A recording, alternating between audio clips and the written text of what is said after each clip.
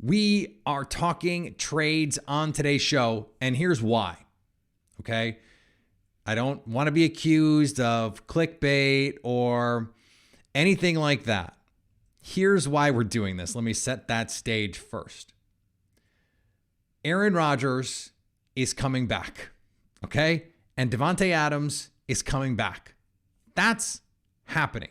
We're going to get to some trades later that are things that I think actually have a decent chance of happening, or at the very least are things that I think Green Bay should and will explore.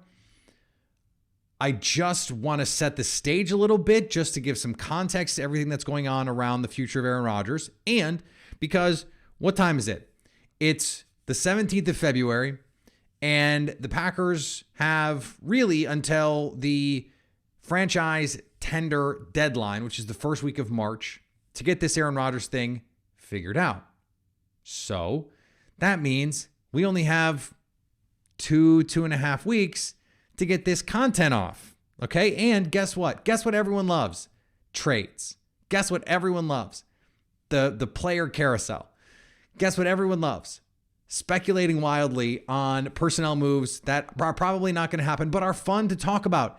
So let's have some fun. That's what this is. I just want to be clear and upfront about this. We are having fun on today's show because we can, and because these are things that I think we really should be thinking about. And one of the reasons why, when the Packers, and we talked about this before, when the Packers are looking at what they think is best for the future of this team, what they can get in trades for Davante Adams and Aaron Rodgers have to factor in, right?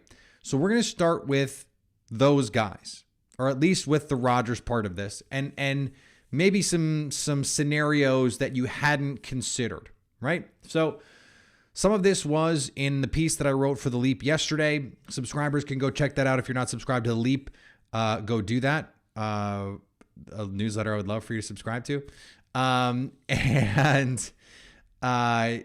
You can make sure that you're getting all that good stuff at The Leap. The most simple and basic trade that I think is, of all of these, the most likely to actually happen is the Aaron Rodgers gets dealt to Denver trade. We talked a little bit about it yesterday. 3 firsts, Jerry Jeudy. That's the baseline. And I think that you can make a reasonable case that the number 9 overall pick, that they have number 40 this year in the second round, and then next year's first plus a player like Jerry Jeudy is also a fair deal. And I think you'd take that if it were offered as well. The part of this that I think is not most important, that top 10 pick plus Jerry Jeudy, that's your chance to get 2 potential blue chip players. And if you think about the guys Brian Gutekunst has drafted in the first round, Rashawn Gary, Darnell Savage, Jair Alexander, Eric Stokes, Jordan Love, those are mostly really good players. We don't know about Jordan Love yet. Everyone else looks really good. And, Darnell Savage did not have his best year, but a lot of potential there. And we've seen that potential over the last, 2+ years, right? So you get that kind of haul. If you can keep Davante Adams, which the Packers are going to try to do, whether it's a franchise tag, you save $20+ million, well, there's your Davante Adams franchise tag. Remember, the franchise tag is just a negotiating tool at this point. It is a negotiating tool to get Davante in-house to either trade him or push for a long-term deal. I don't know that Davante is going to get the kind of money anywhere else that he could get in Green Bay. Green Bay, I think, is going to pay out the nose if they have to keep Davante Adams. And they've made that pretty clear. Now, I think reasonable people can disagree on the prudence of a top-of-market deal for a guy that is going to be in his 30s for the entirety of that deal, and at a time when you don't know the future of your quarterback. You trade Aaron Rodgers and keep Davante Adams, isn't his value diminished in some ways, or isn't his value amplified in some ways? I think you can make the case on both sides of that. I don't even know that I have a strong lean on that. I think if you have Jordan Love at quarterback, you want Davante Adams out there because Davante is going to make Jordan Love better. You always want the best players that you can get. It's going to depend on what the trade market is for Davante. We're going to get to that in a little bit. So that's your baseline. You're most likely. It is the roll with Jordan Love plan. It is your try and keep Davante Adams plan. And it is your Brian Gutekunst really hopes he's right about Jordan Love plan. That's really what it is. There is another plan. That is the Godfather offer. It is Denver says, we want Davante and we want Aaron Rodgers. So here's all of it. Here's 3 firsts. Here's Jerry Jeudy. Here's Pat Surtain and that number 40 pick this year, which is basically roughly commensurate in value to that future first. Probably maybe even a little better. Generally speaking, we think of assets as depreciating in the future. So if you have a future first, that is roughly the same value as a current second because there's certainty in knowing exactly where that is. So I'm getting the 40th overall pick. Great. I know exactly what I'm getting. It is less valuable the further you go out into the future. So that 2024 first round pick is even less valuable. That's just the way this is generally seen. And then you're giving up Rodgers and Davante. Now, you have 3 picks now in the top 40, plus those future firsts. In the top 10, you could get a pass rusher. You know, someone like Kayvon Thibodeau is reportedly not, at the top of all these boards. He could fall out the top 5. You could get a future lockdown right tackle. Maybe Kyle Hamilton falls, the safety from Notre Dame. There are a lot of really good players you could get at 9. And that would give you the chance to get 3, 4, 5 blue chip players. Now, in exchange for 2 guys that are those guys. You don't know. This is the problem with any of these trades is you don't know Jerry Jeudy is for sure a blue chip player. You don't know Patrick Surtain is for sure a blue chip player. They have blue chip talent.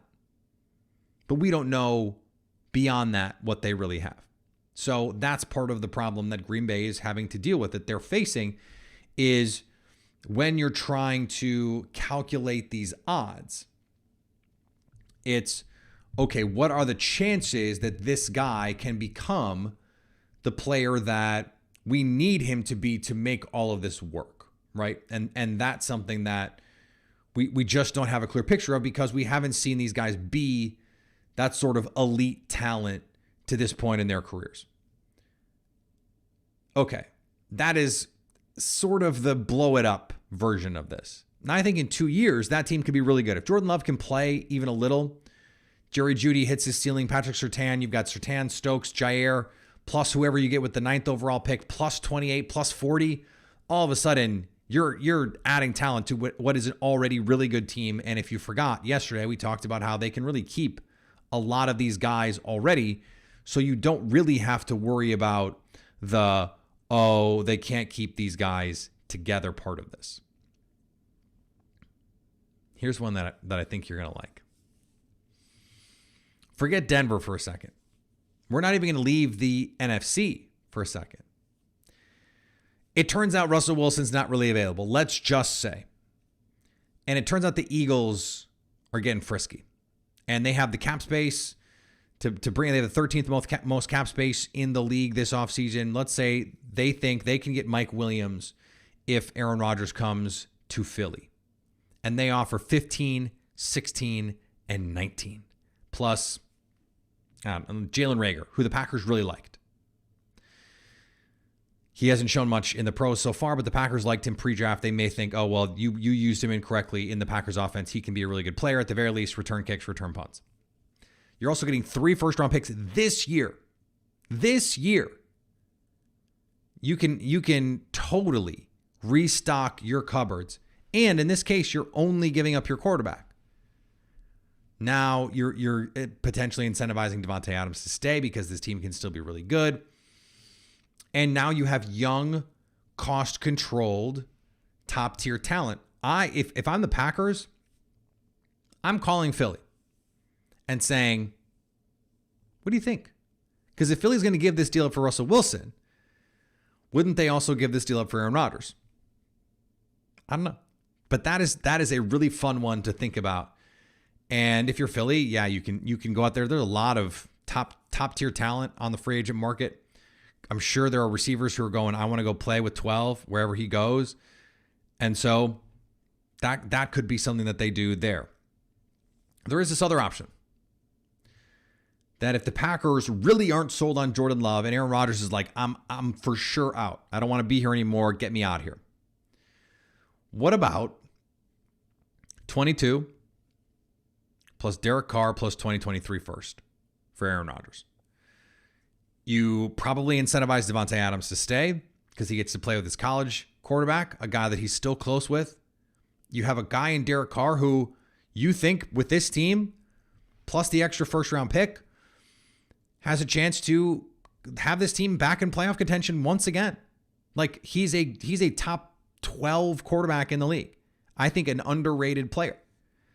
And someone who would run this offense the way that they wanted him to. Now, he's got kind of small hands. It's cold weather. He's never played in cold weather. Like, what is the issue there if there is one? Okay, figure that out. This is your best chance to get an above average starting quarterback in a trade because they're not going to trade for Cousins. They're not going to trade for Jimmy G. Baker Mayfield, I don't know why you'd want him at this point.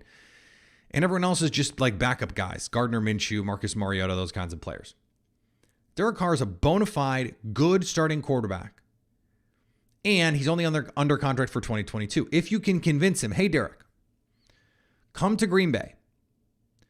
Play for a year and even, 10 games in. Look, we did this with Aaron Rodgers. We'll give you the extension if you're playing great. But come in.